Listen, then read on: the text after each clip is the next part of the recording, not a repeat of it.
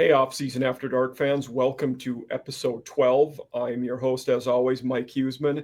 And today we have the fun time of going back to episode 3, where we revisit the Mountain West Conference. Today we have AJ Ruffing here from Sidelines-Air Force, one of our many friends over at the Sidelines account who have had very good luck with a lot of Sidelines accounts, interacting, retweeting our stuff, getting feedback, stuff like that. So, AJ, very happy to have you here. How's it going today? Mike, thank you. Yeah, I'm excited. It's hard to believe it's football season, or not only football season, but it's fall sports in general right around the corner here at the Academy. So looking forward to getting into it and covering some Mountain West Conference today. Absolutely, yeah. Obviously, since it's been a few months since we did Mountain West. It was, like I said, my third episode. We talked about it. So there have definitely been roster changes and, a lot of fall camp stuff starting. Did the Falcons start practicing yet? Yeah, yep. They are a couple days in already.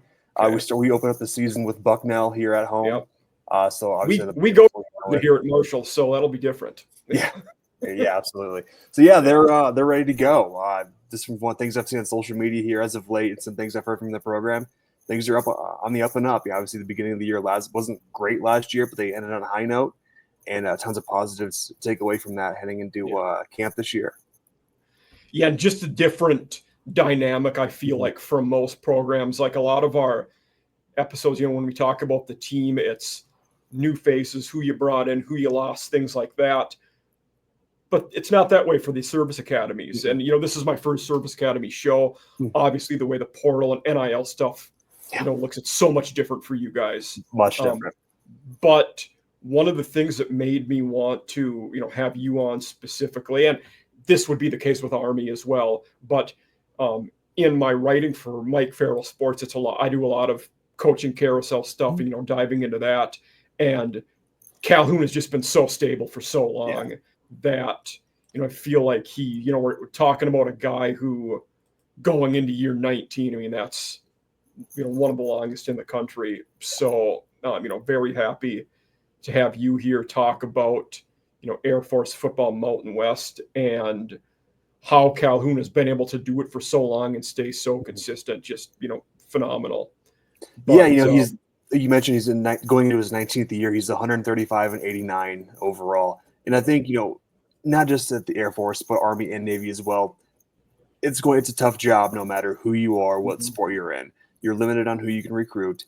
The portal, you can exit, but you can't enter. NIL is a no. And so there's a lot of different factors, external factors that go into recruiting and playing at one of the academies. And I think what helps Air Force and Coach Calhoun is he is an academy alum. So he knows the process. He was there. And he knows the way of it. He's been there 19 years. If you don't have it figured out by now, I don't think you'd have made it that long. And I found it interesting, too, that both of their coordinators are also academy graduates. Yes. Yep, absolutely. So Brian Knorr and is it Mike Tyson? How do you say his last name? Yep. Okay. And so, he graduated in 89, Coach Calhoun did. And so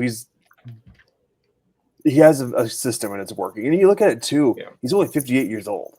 In coaching ages, that's not old.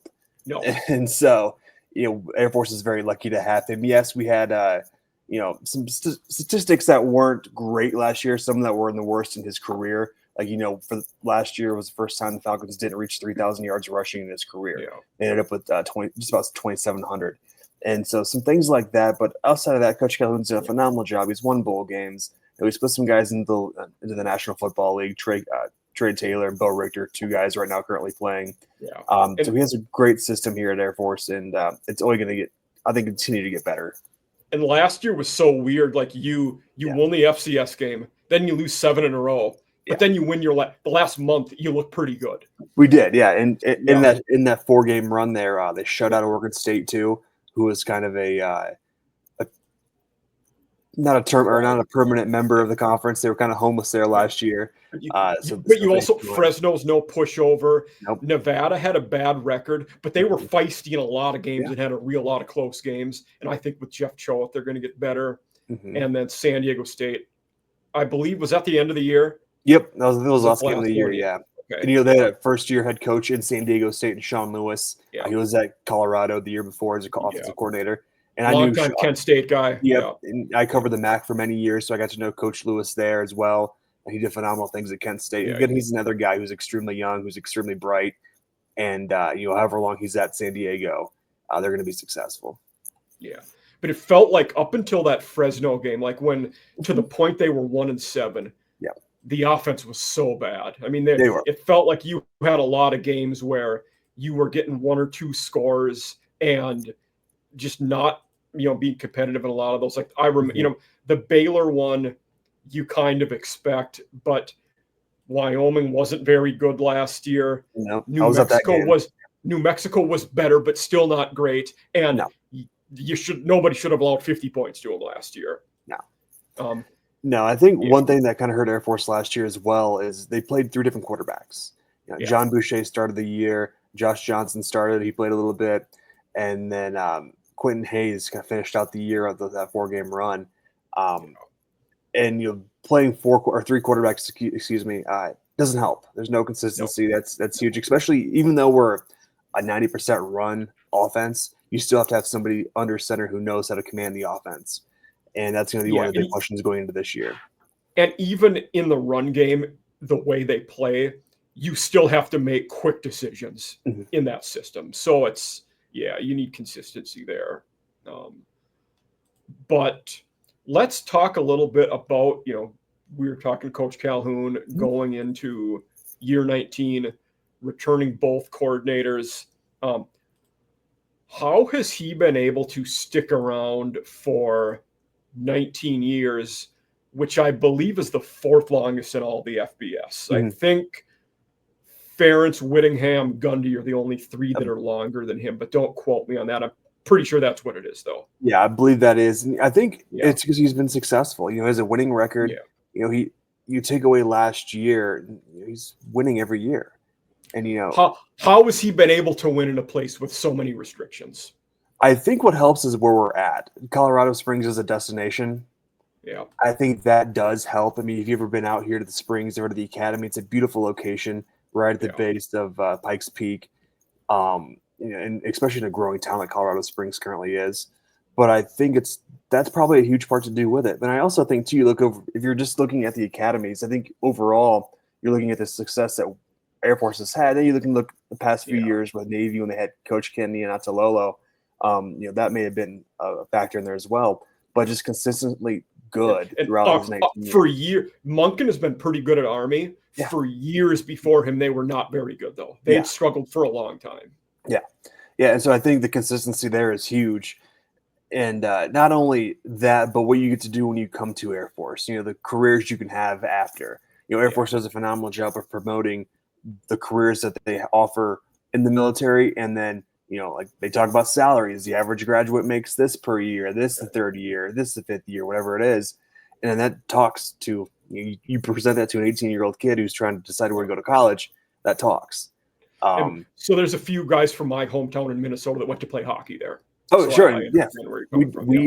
We cover my wife and I, we cover a lot of hockey, phenomenal hockey program here. Yeah. Lacrosse is fantastic. Baseball, basketball's on the women's basketball's on the rise. Had a phenomenal year last year. Went to the WNIT. They plenty of great things to bring recruits and not only recruits but cadets as well here to the academy. Yeah, talking about the changing landscape the last couple of years with obviously NIL, and it's non-existent basically at the service academies, correct? I mean, it's really there's no collective, there's nothing like that. Nope. Yeah. Are any cadets in any sport, are they allowed to have an income in what would be like a sponsorship type agreement or not? I don't believe so. Okay. Yeah, I don't believe so. I didn't think so, but it was like I wondered it in that sense. Like, could you do an ad for a local car deal or something like that? Nope. Okay. Now the academy, I think it's kind of across the board with all the service academies, is they're pretty low key about when it comes to public appearance, things like true that. Amateurism. Yeah. That makes sense. Yeah. But with Calhoun, obviously being there forever and super successful, there aren't many guys you would trust to handle the changing dynamics as much as him. I feel like, Right. he's seen it all, and you had made the point of being a graduate there, understands the life there, so that probably helped a lot in that transition and has allowed them to remain consistent. Like, last year was a down year, but one of my viewers before, not a guest I had who was we talked AAC, and he talked about with Army and Navy, you're almost on 3 or 4 year cycles where when your group gets to be seniors, you're pretty good. Then you massively drop off the next 2 years. Mm-hmm. But he said Air Force has largely avoided that. They've been able to stay pretty consistent most seasons, whereas the other two were not able to do that. I think that speaks to a culture, program, and kind of having that next man up mentality with the guys that are because you're typically another thing with the service academies, you're not playing nearly as many young guys as most schools either. No, not at all. So you get 4 years. You don't get redshirted. You have 4 years. Yeah, and and when you're a freshman sophomore, there's a guy that's been there 3 or 4 years ahead of you, usually on the depth chart. Yep, and then sometimes too, you have kids coming out of the prep schools as well. Yeah. We have Air Force prep school here, which is on the academy's base. So a lot of those guys. I didn't know that. Okay, because I knew a few guys that went to the Naval Prep School, but that's in Rhode Island. Yep. The prep school here is right on base, so it's kind of convenient, actually. Extremely convenient. Yeah, and from where I live, I can see the academy out our front door. We're 10 minutes away. Does the prep school play other private schools? Like, how does their football team I believe so. Yes. Okay. Yes, I will. I'll have to reach out to a good friend of mine, Lieutenant Colonel Matt McCraw. He just took over as the athletic director over there. He played basketball at Air Force in 07 through 09, and was on their basketball coaching staff last year. He just took over the AD position at the prep school. So I'll have to ask him kind of how their scheduling works. That is an interesting point I haven't thought about. Yeah. At the prep school, do they have to pay tuition to go there? I don't think so. Okay. I think that's very convenient. Like, you're talking about saving thousands to then get into a college where you're going to have those outcomes. Because I imagine you're essentially a cadet, but it's not at the academy yet. Okay. Type of thing. Yeah. Because the cadets at the prep school still, they walk around campus in uniform.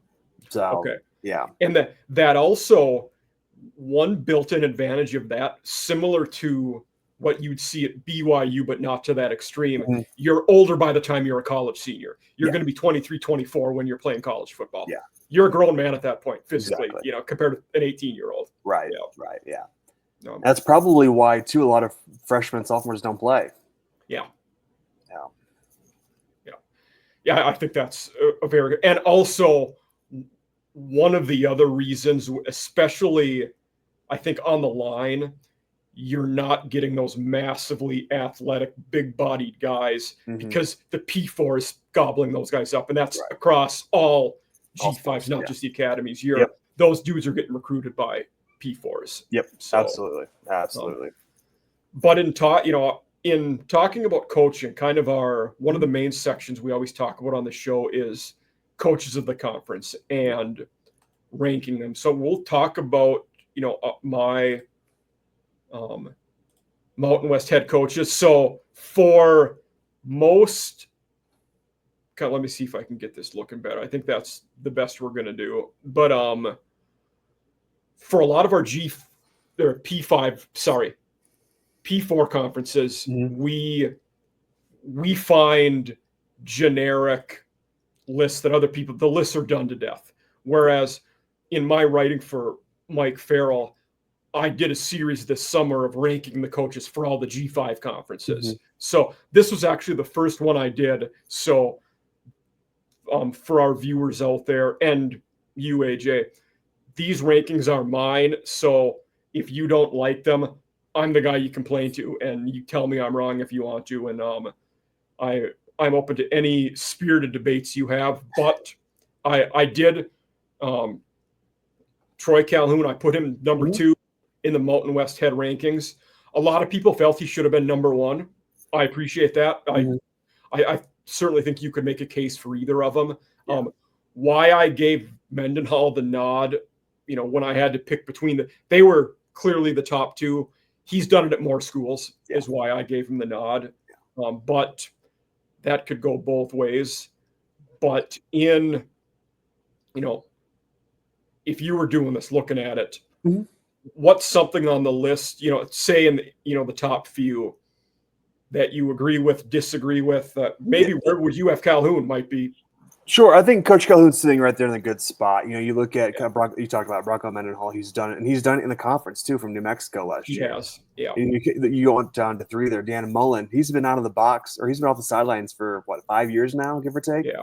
And so coming from Florida to UNLV is going to be extremely interesting. He comes from a great coaching tree. You've mentioned their 103-61 phenomenal winning career. He won the SEC East at Florida. But, a name on here, too, is interesting, and maybe just because I'm a homer and because I've interacted with him, that's Sean Lewis, down there at 10. He was a guy who just entered his first year last year at San Diego State.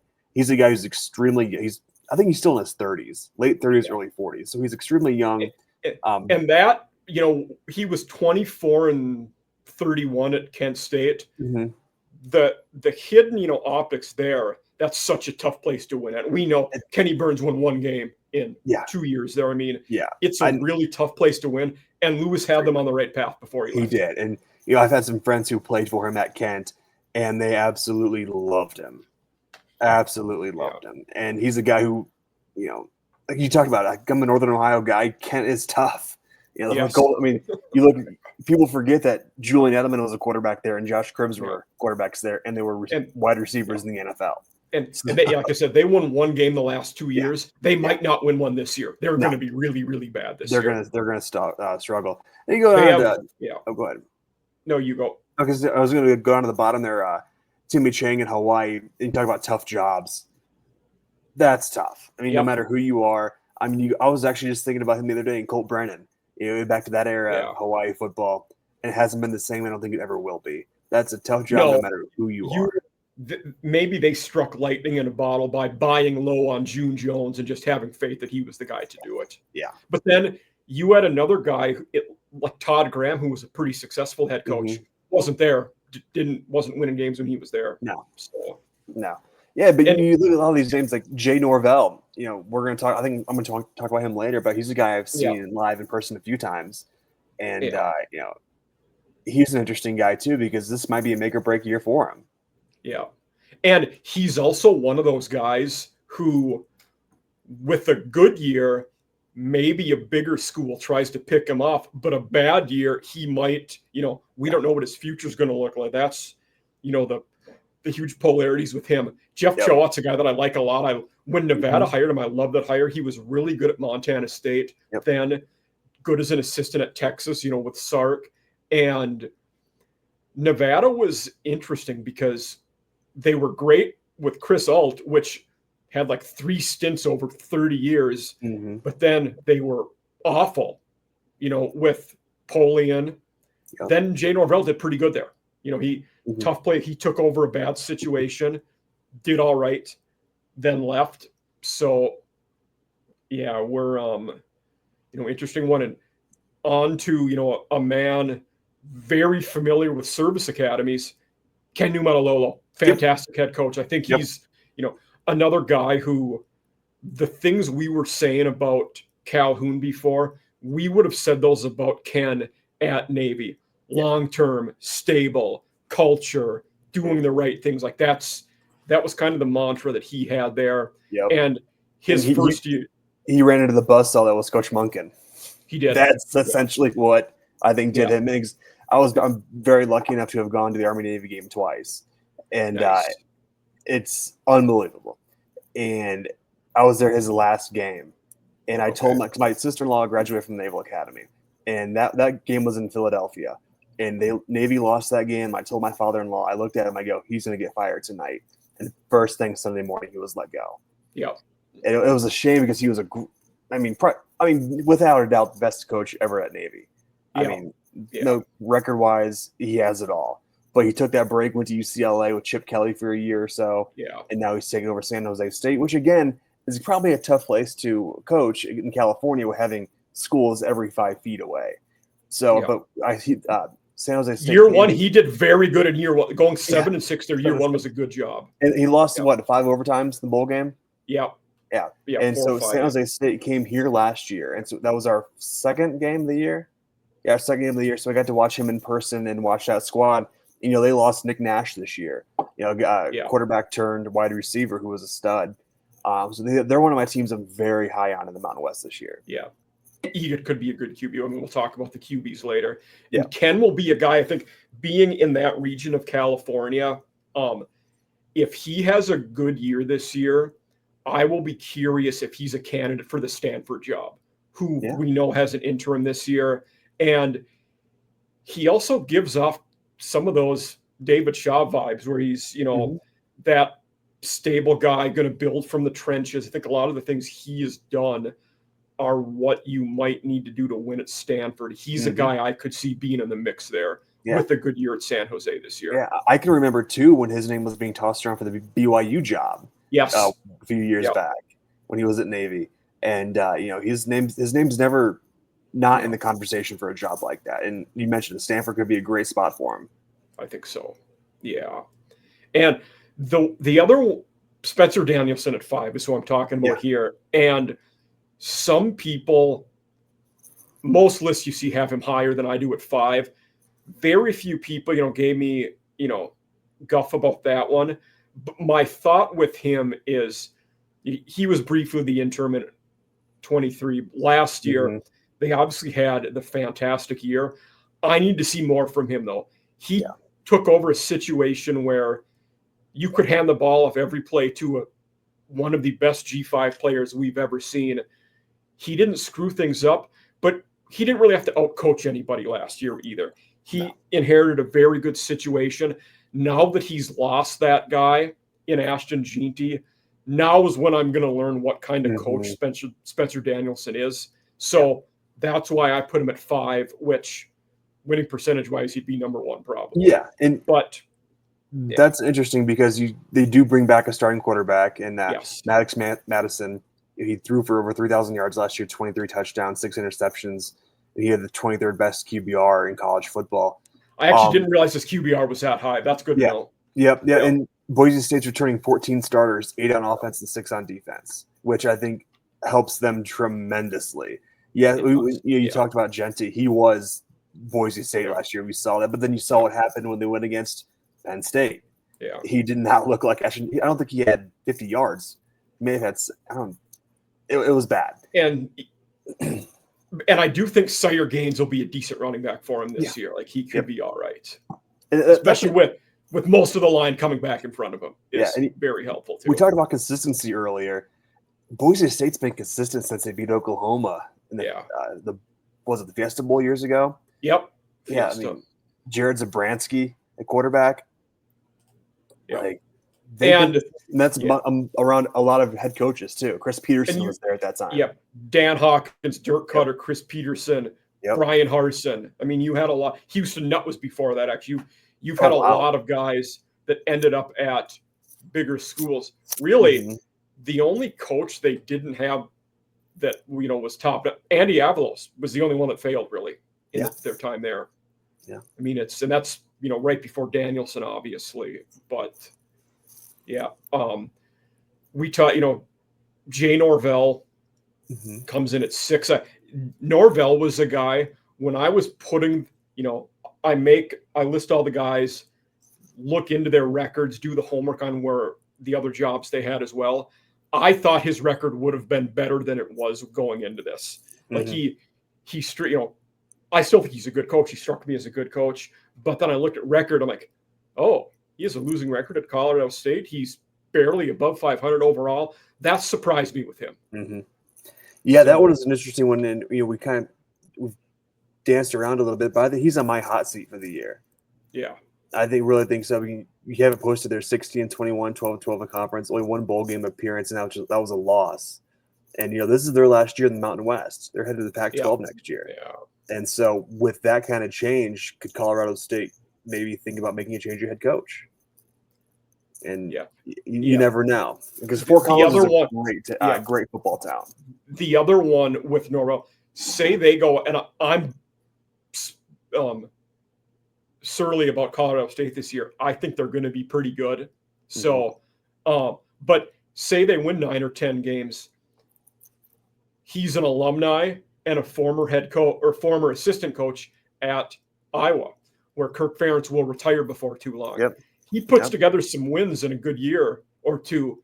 He could be in the mix for that Iowa job, as a guy with roots there and, had coached and played there. So, but we got to see it, like you said. Fowler Nicolosi, we've seen him play a lot of football. He's been okay. He hasn't been outstanding. No. Hopefully that experience will help. The two guys here at 7 and 8, they were the toughest to rank. Entz and Eck, who were absolutely dominant at the FCS level, but we've not seen him coach at this level. I mean, Entz 60-11 as a head coach in 5 years at NDSU. It's an unbelievable record. Multiple national title winner. And Eck, who had been an assistant at South Dakota State, 3 seasons at Idaho. And now and he took over a bad situation there. They went to the playoffs. Now he's at New Mexico, where, thanks to the guy at number 1 on the list, he takes over a decent situation, or better than it would have been anyway. But what are your thoughts, and what are you looking for out of Entz and Eck as they start their new jobs in this conference? Yeah, I look at what helps those guys who come from FCS is when they have success, kind of like at North Dakota State and Idaho. There's tons of great talent there. But what helps them too is they can bring them in the portal. And you see it a lot of times too, those guys, they'll bring 7, 8, 9 guys from their teams, for their old teams to their new teams.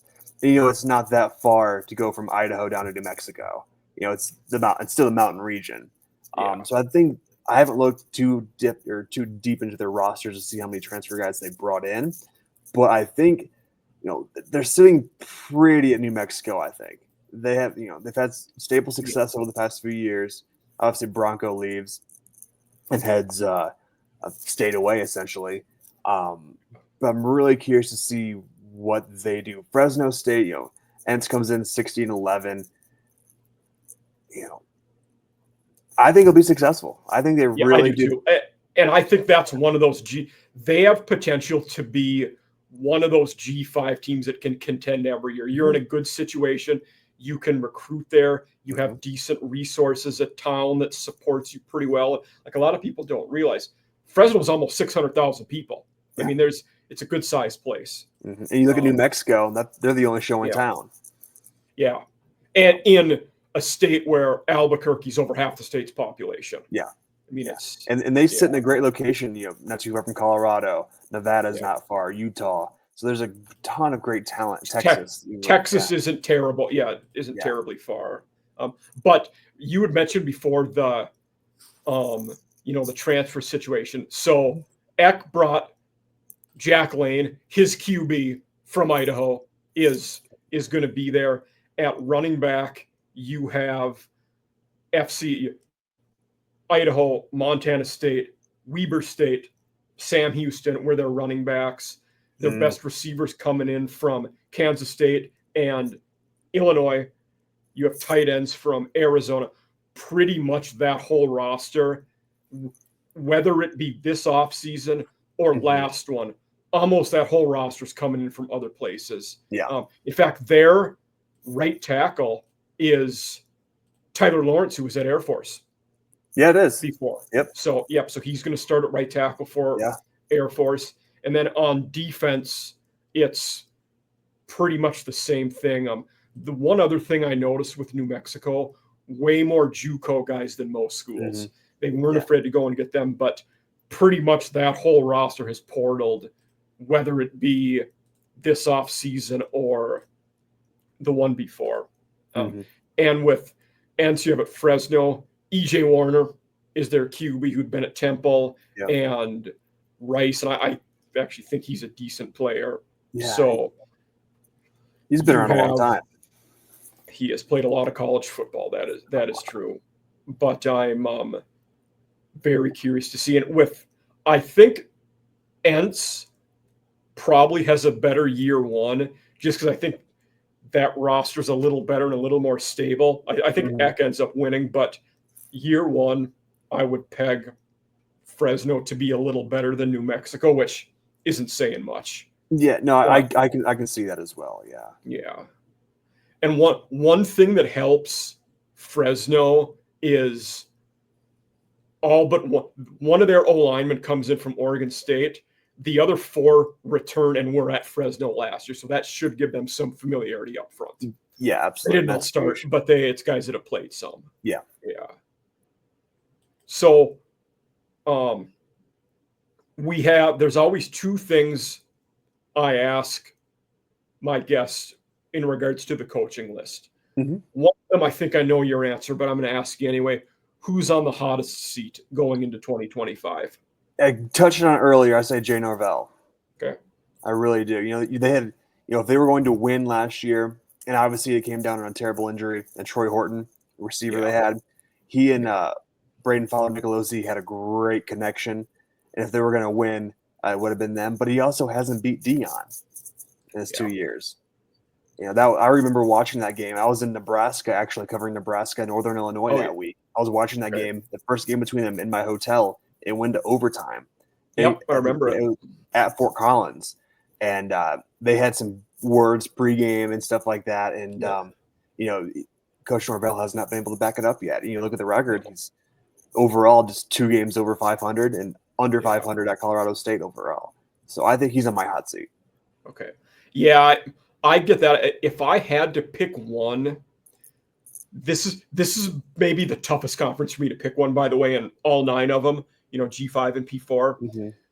I might go Timmy Chang, who I have on the bottom here. It's tough, and I'll say because in 3 seasons, he's not had a winning record yet. Mm-hmm. The most games he had a 3-win season, then he's had 2 5-win seasons. However, I do think he has a way longer leash than most guys, being an alumni there, tough place to win, hometown favorite. They're going to give him way more of a grace period than most schools do. Yep.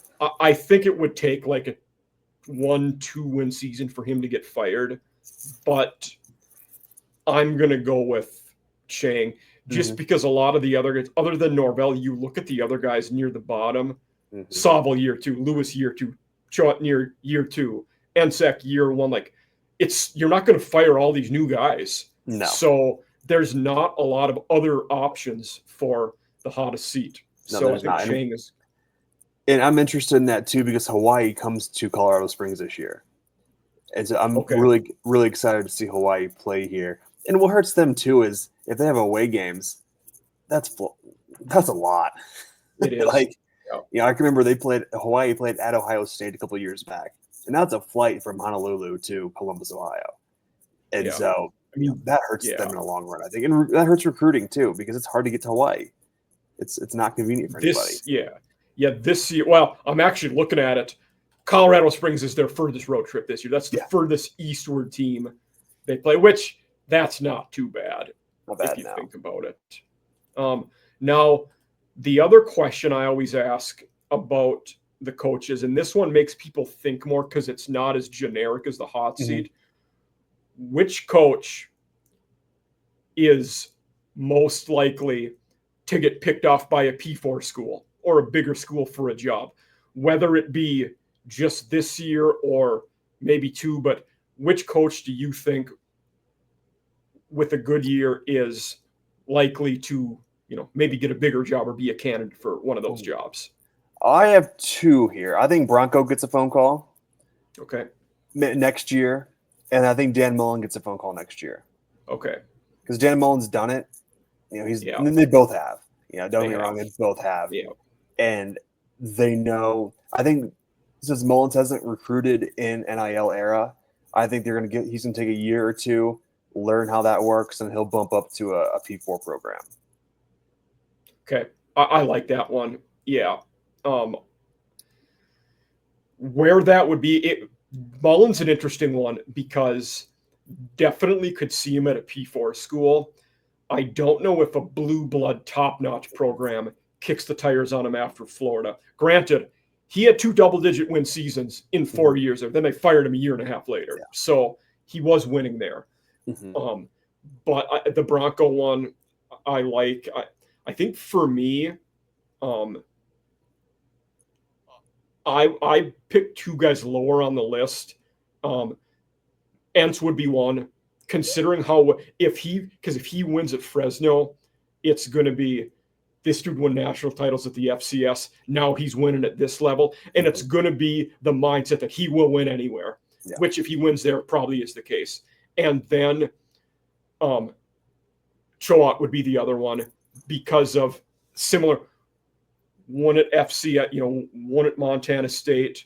Then he was at Texas. He learned from Sark. He was at a school that's competing at the national level. Then he took over a bad Nevada situation and he won games there. Now he needs to win a lot of games because they, only win in 3 last year. They were competitive in some, but I think those are guys who probably not this year, but 2-3 years down the road, if they win games, the path is there. And for the reasons I just said, that's going to be the mindset of these schools, hiring them and, say Kansas State, Iowa State, a job like that opens up. Yeah. Oh, Matt Entz is a Midwest guy. He won games. Let's call him. And it would make sense. Nobody would fault him for doing that either. No, not at all. I mean, that's why Barry Odom left and went to Purdue. Yes. He was winning at UNLV, and they weren't winning in West Lafayette. They haven't won in West Lafayette in a long time. Yeah, and I think being a Northwest guy, had Jeff Choate stayed one more year at Texas, he may have been the guy that got the Washington State job this offseason. He would have been in the mix for that. I think so too. It would have made sense. Yeah. Any other parting shot, coaching tidbits, coaching things that you want to touch on or say before we move on to quarterbacks of the Mountain West? I think we covered all these guys really well. And, they all have a great story. Yeah. That's what's cool. There's not one coach in here who's kind of like just standing in the back of the room. They all have their own story. We've talked about Bronco. He's one. Troy Calhoun's the longest tenured coach in the conference and one of the top in the country. Dan Mullen coming from ESPN back to the sidelines. How does that work out? Coach Kenny and Atalolo, does he get a phone call? Like you talked about Stanford. Coach Danielson is what happens with, no Genti, but he brings back, a bunch of starters. Jay Norvell, can he win in Colorado State? So all these guys have an interesting story. It's going to be very interesting to see how it plays out. Yeah. How do the two FCS stalwarts do in moving up? I mean, that's another story. But this has to be the only conference where you have 4 head coaches with over 100 career wins. Yeah. I don't know if there's not a lot of people stick around. The American would be Munkin might have it. Casey Keeler certainly has it. But yeah, I'm trying to think. There's not a lot of guys that get because you don't have guys sticking around for a dozen years anymore. But we will move on to the quarterbacks. Unlike the coaching one, this list is not mine. Chris Murray, Nevada Sportsnet.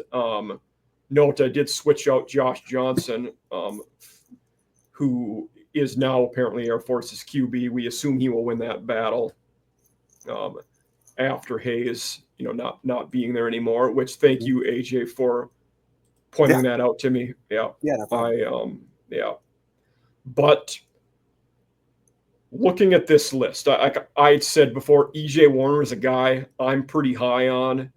I get Madsen being, I don't know that I'd have Madsen one. I get it. But then I think with Alejado and Walker Egan, you got 2 other good both QBs look good at times last year. And, we've seen them. One on this list that Murray had, I do not believe Alex Orji will be the guy at UNLV. I think it's going to be Anthony Calandria from Virginia. Yep. Orji will certainly play. He's going to be in run Wildcat packages. Yeah. But we've seen him throw the ball, and it's not good, not enough to play every down, especially the way Mullen plays offense where you're going to throw a decent amount. I think Calandria is a decent fit there. Yeah, I think so too. But top of the list-wise, what are you thinking, when you look at these guys? Well, it's interesting, too. You look at Chuba Purdy. He has to be paying into retirement at this point. He's been in college football forever, it seems like. But, you look at Maddox at the top. I think he has kind of obvious choice in the way he has the 23rd, like we talked about, the 23rd best QBR on the country last year. you go down the list here too. I'll talk on Air Force here. We talk about Hayes being gone. Josh Johnson's the only guy in the quarterback room who has played and started. Yeah. So it's a 2-man battle, but I think he'll win it. But as we saw last year, Air Force isn't afraid to switch up quarterbacks throughout the year as they played 3 last year. So I think that, and again, you just need a quarterback who can manage the offense and throw a pass here and there when you run the option 90-95% of the time. You talked about Purdy, Purdy being a guy that's played a lot of college. He's 2 years at Florida State, 2 years at Nebraska, now 2 at Nevada. So we are entering year 6 of college football. Yeah. And then Braden Fowler-Nicolosi, we touched on him earlier too. I've seen him live. If you don't, you may watch him on TV, but until you see him in person, he is a large human being. He is extremely tall, extremely lean. But he's a guy who can throw the ball as well. But will Colorado State have the weapons around him this year? With Troy Horton being gone. Now, Troy did miss the back half of last season due to an injury. He didn't play against us here in the Springs last year. Okay.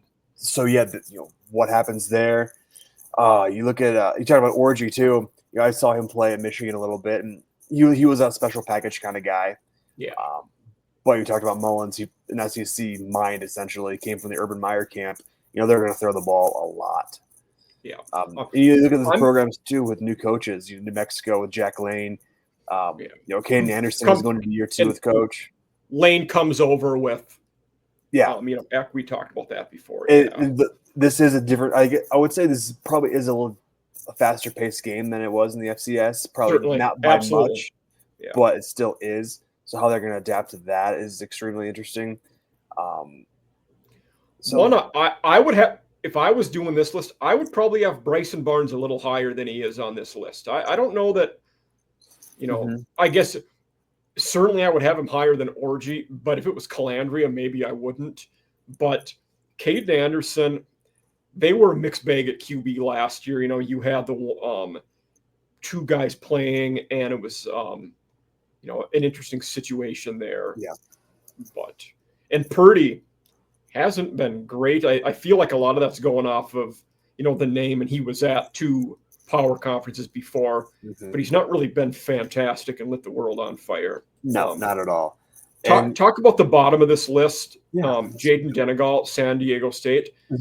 Now he's battling Bert Emanuel, the Central Michigan transfer. Have you heard much lately about who is leading in that job or that? I have that not. Because last year San Diego State's quarterback, I know he's a Midwest kid. I think he's from Indianapolis. He transferred out. I cannot think of his name for the life of me, but he was a very good freshman, and so that is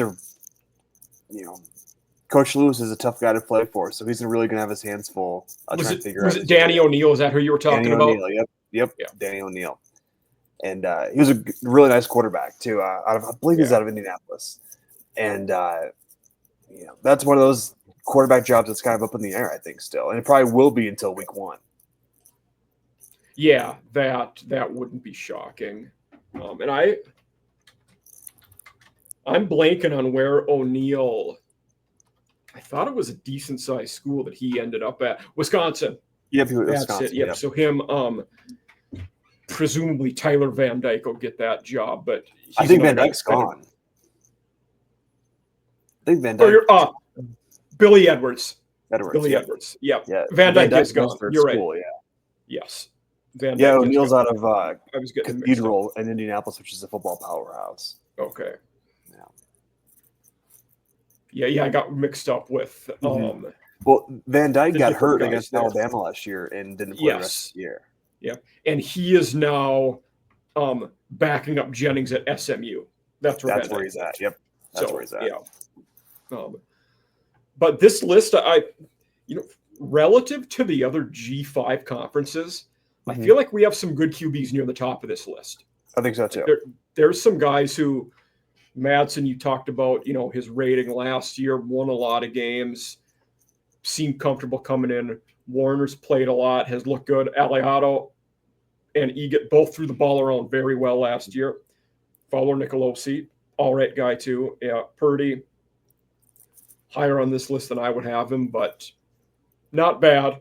Mm-mm. And then I think Calandry is all right. Who will be at UNLV.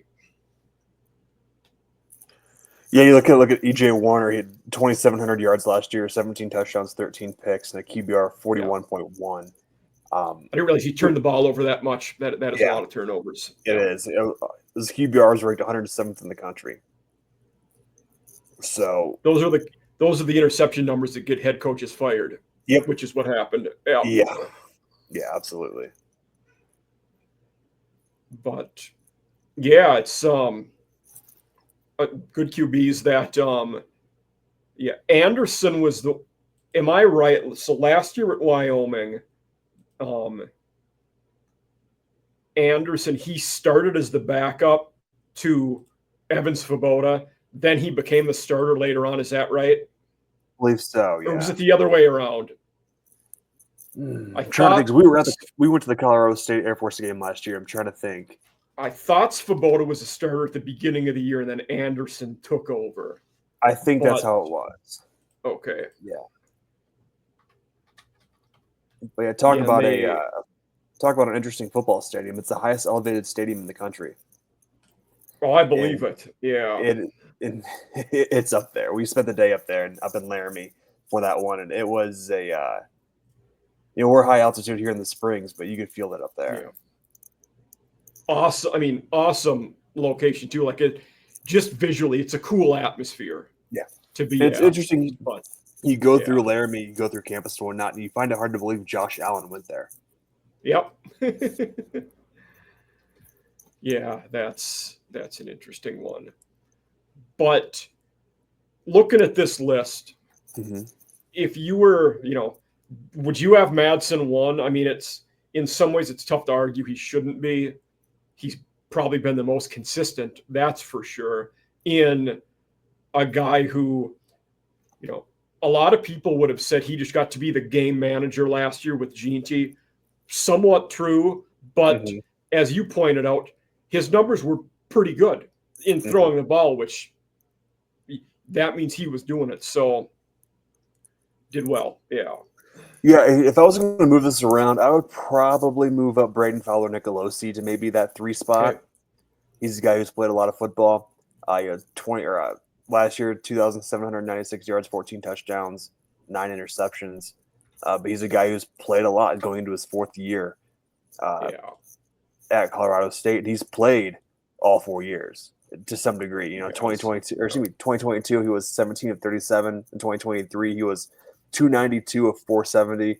Last year, 230 of 380. And they only lost one conference game last year, too. I mean, they were – a lot of people don't realize in the conference how well they played. They lost by 6 to Fresno State. That's right. At Fresno State, yeah. So I would probably move him up towards the top of that list, maybe that 3 hole right there behind EJ. Yeah. It seemed like Colorado State was kind of the inverse of Air Force, where they lost a few. Then they went on heater and got really hot, the last 2 months of the year. Yeah, and I remember they lost. I remember Miami, Ohio rolled them in the bowl game, but Chuck Martin does well in those games when he has longer to prepare for teams. Chuck Martin, I got to know Coach Martin pretty well, and he's a guy who'll have a P4 job here in the next couple of years if he really wants one. One of my favorite guys, I placed him. I forget if I had him. No, I think he was first in my. I actually can show you that when I did the MAC head coach. Oh no, I haven't done a MAC episode yet. We're actually working on one of those for next week. It was tough to find MAC people that do podcasts that were interested. But I believe I had him, and then him and Candle were certainly 1, 2, but I'm actually very curious. I feel like I have to answer this for you at this point. No, Coach Martin's a great guy. I got to know him pretty well, interviewed him many times at media day and whatnot. And guy. Candle, Martin, Lembo, Creighton were my top 4 in that conference. That makes sense. Yeah. But, QB-wise, I feel like we did a good job there covering those. Yeah. One thing we talk about now is one of our shorter segments Mhm. In college fantasy football. Yeah. Is, the drafts are around the corner. In fact, the one I do, our draft recently ended. But who would be some college fantasy, sleeper or guys that you think our audience should look for, whether it's Air Force or in the Mountain West on the whole? Who are some names out there that these guys should look for, when they're in the deeper drafts? Yeah, if you're looking for a smash mouth, obviously Air Force's running backs are probably some fun ones to look at. Look at a guy like Dylan Carson. He's a guy who 80% of the offense probably runs through, on the option offense. He's a hard-nosed downhill guy, fun to watch. He really was during that four-game run last year. He was really able to turn it on. Ended up with about 600 yards ish rushing, because they run through 4 or 5 different running backs to keep everybody fresh. But he's a hard-nosed guy to watch. He's fun to watch. The pads thump when he hits. We're lucky enough to where we're on the sidelines for all the home games, and then I think we're doing an away game this year as well. But my wife, she does all the photography for us, all the video, and so it's great to see when he runs and how hard he does run. We've got some great pictures of him popping pads and whatnot. So my sleeper is going to be Dylan Carson, and I think it's Air Force doesn't get the national notoriety they get, like some schools may get, only when we're playing the other service academies.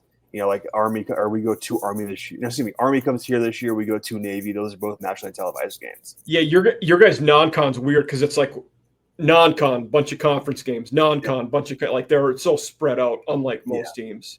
Yeah, we play Army Halloween weekend. Week 5? Oh, it's that's the later one. Okay. Yeah, and for us, it's a 10 a.m. game here in the Springs for that 12 o'clock kickoff on the East Coast. Okay. So that's how Navy was here last year too. So, I feel like that's another, like, maybe one of the downsides of service academy football. There's very little leeway in your non-con schedule. I get it's a big deal playing the other service academies. Yeah. But I almost feel bad for the fans. Like, you don't get the exposure to as many other teams because you're always playing those teams. Yeah. And it's in the title of the podcast too, After Dark. I grew up on the East Coast. I grew up in the Midwest, so everything's after dark for us, and that's how it is here as well. But yeah, like I mentioned, Dylan Carson would probably be a guy to watch. I'll say that because he's on the homer. I'll be a homer. For me, my running back wise in your conference, Sam Scott at Wyoming is a guy that I pick because Harrison Whaley going to Virginia, and a team that with Jay Saville, even before with Bull, they're lining up tight ends they want to run the ball a lot. So I think Sam Scott is a guy who will get a lot of touches there and has potential to be probably the bell cow in an offense that truly will use a bell cow. So just the volume is going to be there. And then receiver wise, one of the guys I think to look at, you had mentioned before about Torrey Horton getting hurt.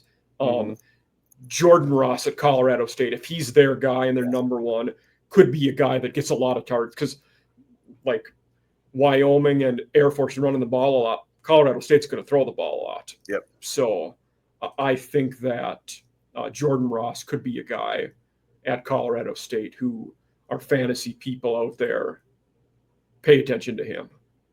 Without a doubt. Yeah. And that's what's always fun too is the other schools in this conference. Most of them throw the ball. Yes. We don't. So it's always my initial inclination in looking at that was pick whoever is going to be the number one receiver at San Jose State, because how many targets was it? 180 targets that Nash had last year, something ridiculous. 170. I mean, it was in terms of overall targets, it was unbelievable. Yeah, the number that he had. But it's not going to be one guy. They're going to have like 3 guys, which you probably need to because he was so impressive last year. But there's going to be multiple guys at San Jose State. Matthew Coleman, that's Scudero that came from Sac State.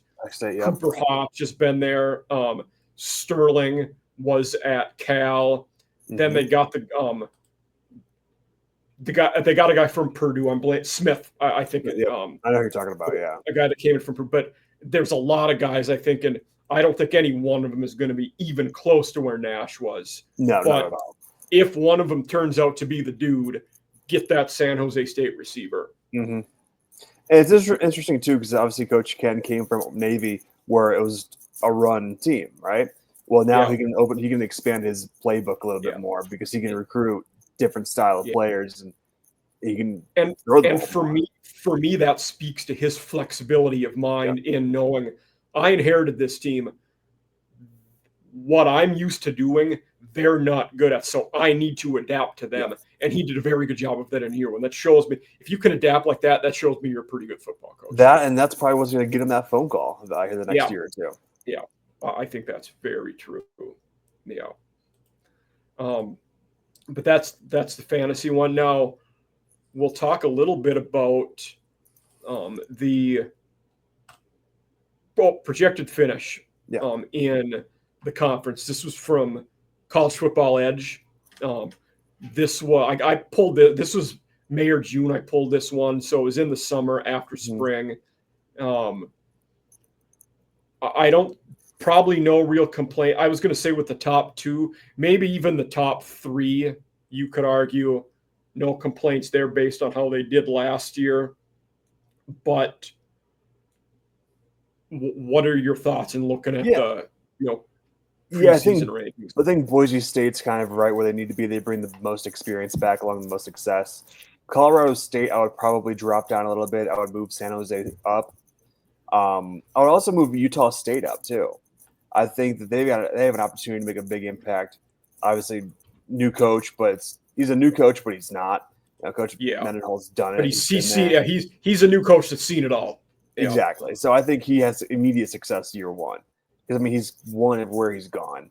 UNLV is an interesting one. Dan Mullins. I don't know if they hit the stride as quickly as some people may think. I would probably drop them down a little bit as well. Air Force, I think, is in a good spot. San Diego State's probably in a good spot.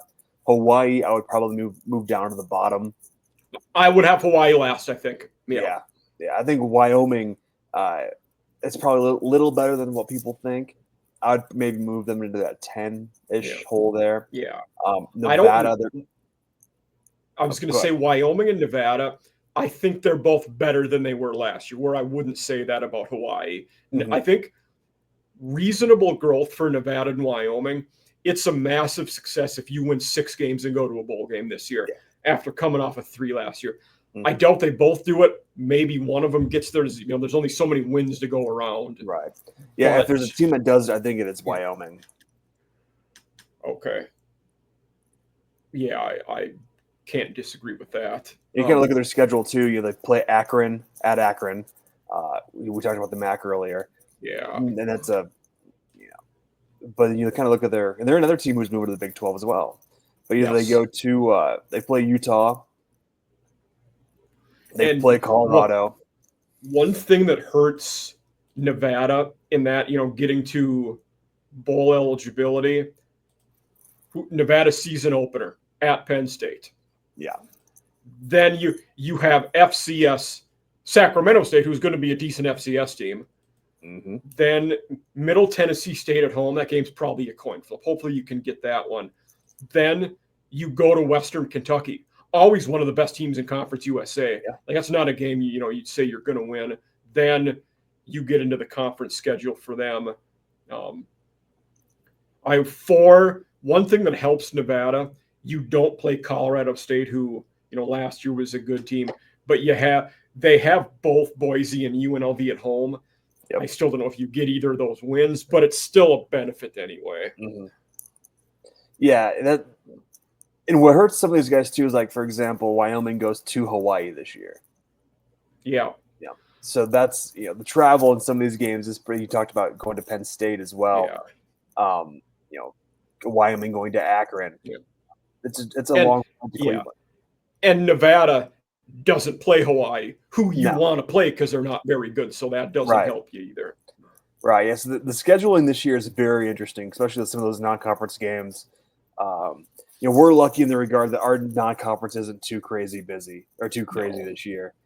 We have Bucknell, and then we go right into conference with Utah State, Boise State, Hawaii, Navy, UNLV. I'm blanking on who's the fourth non-con game you guys have. At UConn. That's it. Yeah. Who actually I think they'll be decent this year. That's late in the season too. Yeah, I think they'll be all right. Yeah, that's November 15th. Ooh, that is late. Yeah. And they, under Mora last year, I mean, that was a team that won 9 games. Yeah. And beat North Carolina in a bowl game.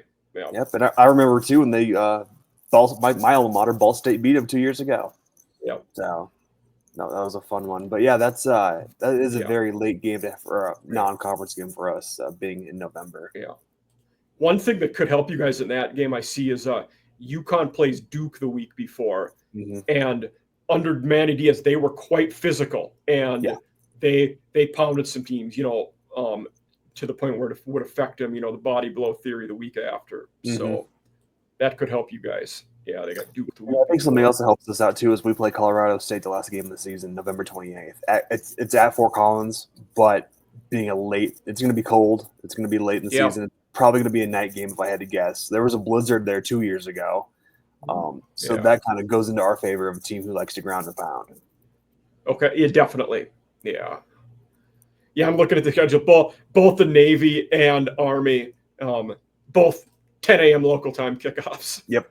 Yeah, and every game's 10 a.m. out here for us, so that's kind of nice either way. Yeah. So that works out well. That's the best thing about being in Mountain Time is those East Coast noon games are 10 a.m. our time. NFL's 11. Prime time's at 6. It's awesome. Yeah, I remember being, Midwest, in Minnesota, it was a lot, 11 a.m. Big Ten kickoffs. So, yeah. Then I moved to South Carolina and SEC country where everybody hates having noon kickoffs because it's so damn hot when you're there. It's just awful to be in the stands for those games. Yeah. Like I was born and raised a Buckeye. And so it's kind of nice, unfortunately, like Ohio State, Texas is a noon game this year. Yeah. Why? I don't know. But because it's the big noon kickoff. It's the big noon kickoff, and our old commissioner signed a really bad TV deal. But that's besides the point. Yeah. So one of the last question I always ask with the conference schedule, who are the 2 teams you're picking to play in the conference title game? I'm going Boise State. And I'm going to throw a surprise in there. I'm going to throw Utah State in there. Okay. I'm half with you. I am going to pick Boise, and then I'm going to go Colorado State for the other one. Yeah. So I'm going that's Boise what's State, Colorado State. Great about this conference this year in particular is there's so many unknowns outside of maybe Boise State, the other 10 schools, other 10 programs. There's a lot of questions. Anybody can surprise anybody this year. You get to the Big Tens, the big SECs, the ACCs. You pretty much know who's going to win that every year. But this year in particular, with the Mountain West, there's a lot of unknowns, and I think some teams could surprise some people. I mean, heck, I could see San Jose State in there too. Yeah, I wouldn't shock me. I think they're a team that's going to be feisty. Yeah. What about looking at the playoffs? Obviously, Mountain West was the only G5 conference that got a playoff team last year in Boise. What do you think the likelihood is that the Mountain West again gets a playoff team this year? I think it's possible. I do too. Yeah, I think it's possible. I think it's going to be Boise State. If it would be Boise State again. But I see it's entirely possible. I mean, and the 12-team playoff is great for the Mountain West, the MACs, the Conference USAs, things like that. In looking at say Boise's path to the playoff, we're talking about, assuming they lose to Notre Dame in the regular season on the road, first game in October, do you think Boise would have to go undefeated the rest of the way? Can a 2-loss Boise get in the playoffs? I don't know the answer to that. I would lean no. I think yes, because they've been there before, and they're not one of those flukes. They are a known brand, and the perception that they are competitive would help them there. Yeah, that's a good point. And the big variable with any G5, but especially if they have 2 losses, it's okay. what's Tulane's record? Is there an Mhm. undefeated team? You know, is Liberty or Western Kentucky undefeated? Yeah. I don't think any Sun Belt team is going to be on that level this year, partly because the conference is a gauntlet and they're going to beat each other up. But if you have an undefeated or a one-loss, you know, Tulane who say their one loss is to Ole Miss and it's close, then you couldn't have a second loss if you're Boise. It's your resume against the other competitive G5 teams matters at that point. And you look at it too, and you talk about Boise State, they go to Notre Dame October 4th. Notre Dame's really good at losing to smaller programs. I mean, Northern Illinois beat them last year at Notre Dame. Ball State took them to the wire a couple years ago. Toledo, they were an interception away from beating them at Notre Dame. So anything is possible up in South Bend. But Marshall beat him. Marshall beat him. Yeah, that's right. That's right. Yeah, I can imagine that was a celebratory one for you as well. I was still at South Carolina at the time. You were still South Carolina. Okay. Yeah. But you look at their schedule too. You know, they're starting the season off at South Florida, home for Eastern Washington. They're here in the Springs at App State, then they're at Notre Dame. I think they could beat Notre Dame. Like, that's not out of the realm of possibilities. It'll be tough. I think it'll be. We know stuff. I do think App State's down. I think they'll definitely be the favorites and should win that one. But you said it's in North Carolina though. What's that? They play App Boise State, and App State. They play at App State. Yeah, okay. So it's back-to-back. Excuse me. It's at Boise, then they travel to Notre Dame. Gotcha. Okay, that's what it is. Yeah, but you look at Boise State's the back half of their schedule. It's tough. Home for New Mexico, home for UNLV, at Nevada, home for Fresno State, at at San Diego State, home for Colorado State, and then they end the year in Logan against Utah State. Yeah, I mean, you got Colorado State, Utah State, then a tough game the next week in the conference title game, which you probably have to win to make the playoffs. Yeah. Yep. So yeah, I think that let's say they have 2 losses. I think they can still make the playoffs. Okay. It'll be interesting. So my thought this year is an undefeated Liberty or WKU would be in the realm, but I think it's likely that either Boise or Tulane is the playoff team out of the G5 this year. But with Tulane, you have 3 P4 teams. You have Northwestern, Duke, at Ole Miss. You're not going to win all 3 of those games. No.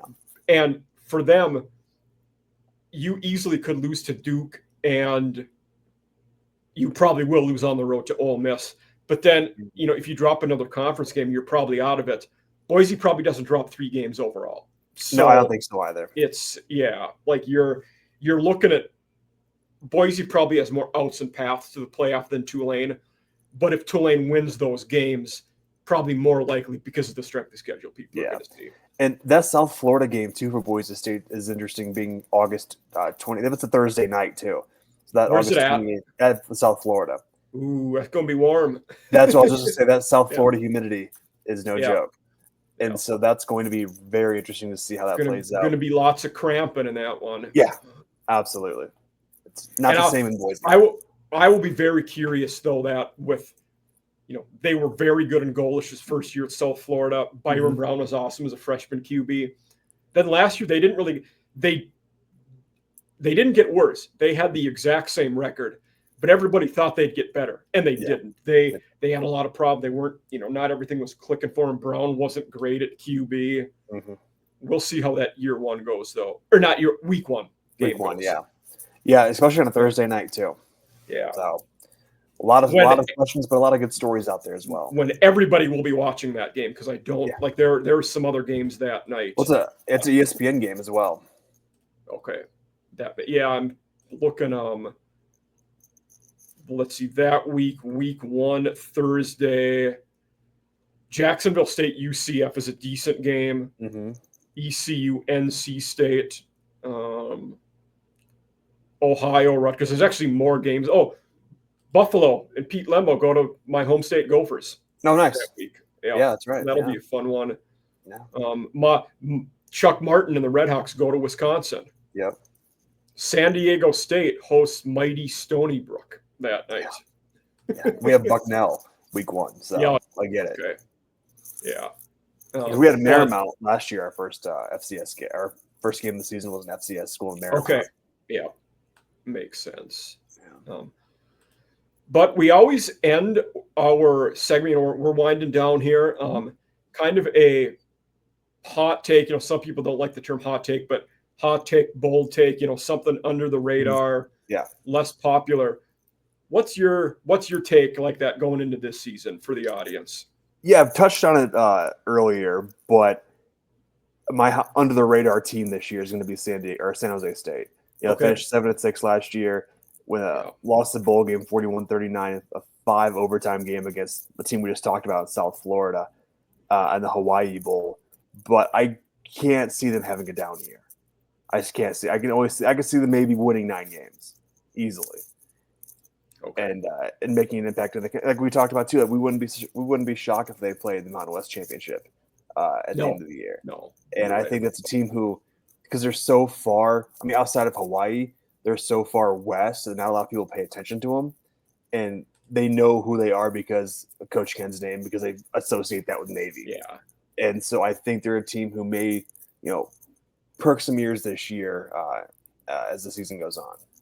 Okay, some of the audience will remember this one, but my G5 hot take, not necessarily, not at all Mountain West, but on your vein of team winning games surprising, I think Louisiana Tech wins 7 or 8 games this year. I think they're going to be a lot better. So that's my hot take, and I'm not afraid if it's out there every week, even though if I'm wrong, everybody will make fun of me. That's okay. Because if I'm wrong about it, Sonny Cumbie probably gets fired. Right. And that's, we can talk about that too. I can talk about the Mid-American Conference. Jason Candle, he's a guy who I think at Toledo, I feel like he gets his name's thrown in the ring every year for I brought up the point before. I feel like he's a guy, if he wanted a P4 job, he would have had it by now. Yeah. Probably. I don't think he does. Yeah. And you've got a great setup in Toledo. You're winning. Yeah. You're going to bowl games every year. Like there's nothing. Same with Chuck Martin. Like they love you. Their pressure is limited. You're meeting expectations all the time. Yeah. I mean, that's what makes it great. Yeah. Lembo will be an interesting one in that, especially one job I think of if he keeps winning at Buffalo, and I think he does. I don't think Mike Loxley lasts much longer at Maryland. Mm-mm. Pete for that job would be an interesting connection. He would be. He would be very interesting. Before. Yeah. And I'll go to my alma mater, Ball State. We unfortunately got rid of Coach Mike New. He's an assistant at Illinois now. He's at Illinois. But brought in Coach U. In fairness, it was probably time. We hadn't had a winning record in about 7 or 8 years. Yeah. Where at Ball State? Yeah. Oh, we won the MAC in 2020. Was it that recent? Okay. Yeah, it was a COVID year. I was there. We were in Ford Field watching them play Buffalo, and that's when they had Jarrett Patterson. You're right. Okay. Yeah, and we were sat in Ford Field, no fans. Okay, that was the only winning season he had in his time at Ball State, and that went back to 2016. I'll take it. I mean, I can go back to the Brady Hoke era with Nate Davis and those guys. Mm-hmm. But he's at Coach New is at Illinois now. We brought in Coach U from I can't pronounce his last name yet, but he's a Butler guy. Isn't it Uremovich? Right? Yeah. Uremovich. I've talked about him before. Yeah. Yeah, he came in from Butler, so that's gonna be an interesting job as well. So, and the more I read up on him, the more I'm kind of bullish about him. I think for them, he was a pretty good hire. It looks like the way his teams play, the foundation he wants to build, I think he could do all right there. Yeah, and Muncie is a tough place to recruit because there's nothing in Muncie. If you take away Ball State, Muncie's dead. So you're an hour from Indianapolis, which is a great football powerhouse. Tons of great athletes coming out of Indy. So that helps, bringing those guys up to Muncie. But again, maybe we could do a whole other podcast on the transfer portal in the MAC and the Mountain West. We could do a whole series on that, honestly. Maybe I will have you on sometime to talk MACtion. Anytime. Anytime. But yeah, that's going to be, that's what I love about the Mountain West and that connection with the MAC is they're very similar in that respect. Kind of lower, not I would say lower teams, but lesser known teams, but can make an impact at any time. One question I had a Ball State question. Mm-hmm. And now that I know you're a Ball State, you might be able to answer this. Yeah. Their D coordinator, Jeff Knowles, is he related to Jim Knowles? I have no idea. Okay. All I know about that, really, I mean, we can tie this back into the Mountain West, and Coach Stockton at the defensive coordinator at Boise State came from Ball State. Tyler Stockton. Okay. Yep. He played at Notre Dame, was a defensive coordinator at Ball State for a long time, and he took the Boise State job last year. But yeah, he was at Ball State when I was there. Great guy. And then one guy I've talking about the coaching connections, the Ty Summers, the Western Kentucky D coordinator, is now at Colorado State. Yeah. So he was solid, and that kind of came about as talking about Ty Helton and how he's been so successful at WKU year in, year out, while constantly replacing coordinators. Yeah. It's then you mentioned Iowa earlier with the coach Norvell, Tim Lester, their offensive coordinator, a good friend of mine. He came from Western Michigan. Real okay. Yep. Packers guy before that. Yeah. He and my high school coach were teammates at Western back in the day. So I got to know Coach Lester very well over the years. So you brought up Iowa earlier. Another tie there as well. So I actually didn't know Lester was a Western guy. I knew he obviously, coached there, coached at Syracuse, Purdue. Yeah. I didn't know he was an alumni there, though. Okay. Yeah, he was a quarterback there. He was a 3-year starter. Yeah. Very cool. Yeah. But that's all we have time for us, the audience out there. And AJ, thanks for being here. It was great to have you. Fun to talk about Mountain West stuff. A lot of good coaches, a lot of good QBs, teams that should be fun, and a decent amount of changes going into this year. But again, thank you for being here. It was an awesome show. Yeah, I appreciate you having me on. If you don't mind, I'll do a shameless plug here. You can find us on X and Instagram at @SSN_Air Force. We do most of our stuff on X and Insta. Tons of great photos my wife takes from the sidelines, tons of great videos as well. We'll be doing live content from the sidelines for not just football, but we do all sports. We'll be doing women's soccer next week. They just kicked off the season a couple nights ago at Montana. We have men's and women's soccer. We've got football. We've done lacrosse. We've done baseball. We've done everything you think of. We've done a ton of that great content's on all of our social medias, and so we'll be doing a lot more things there this year as we kind of slowly get back into it. And for you listeners out there, I will tag all of his accounts with this video, so you'll be able to easily add and subscribe to him and find that content. So, Thank you for being here. I appreciate it, Mike. Thank you. Yep.